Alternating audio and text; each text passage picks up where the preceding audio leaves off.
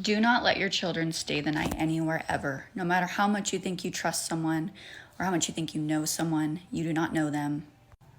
When I was 11 years old, I was in 5th grade. I had this best friend that I loved like so dearly, and we had gone on to be friends for several years. There was a group of 4 of us that were really, really close, and it was that way for years. So I was 11 years old. This little girl was in my 5th grade class. Her mother was my teacher. And us girls, we would stay the night at her house often. There was always one of us there. As well as the other girls in our 5th grade class, they would stay the night there. And at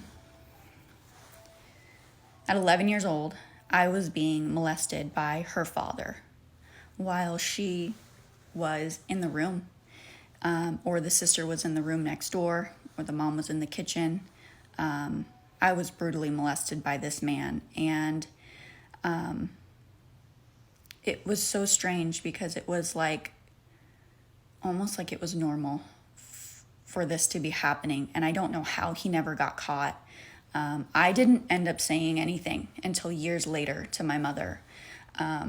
What I find strange, though, is the fact that when he would my parents would come pick me up, he would be standing over me, telling my parents how great of a kid I was, that he would love for me to come back, right? But he would have his hands over me, and he would be rubbing my chest. And I don't know how the fuck my parents didn't pick up on that, but I remember feeling insanely uncomfortable. Now, there was 2 girls in this class, and they were more developed. I think it was actually the next year. These girls were more developed than I was physically. God, this makes me want to cry. But one of the girls had come to me, and she said, I know that he's doing these things to you. And she asked, is he? And I looked at her and I kind of shook my head, yeah, but like I was so ashamed. And she was like, we have to tell somebody, you know that, right? And I just looked at her and I shook my head like, no, like I'm not going to say anything, like you can, but I'm not going to say anything because I was so ashamed, and for the fact that like my parents didn't see these things and didn't pick up on that when they were picking me up, like, I was like, it's, they would have said something, but they didn't. So in my head, I was like, well, maybe it's normal. But I remember like the look on this girl's face and like how like defeated she looked.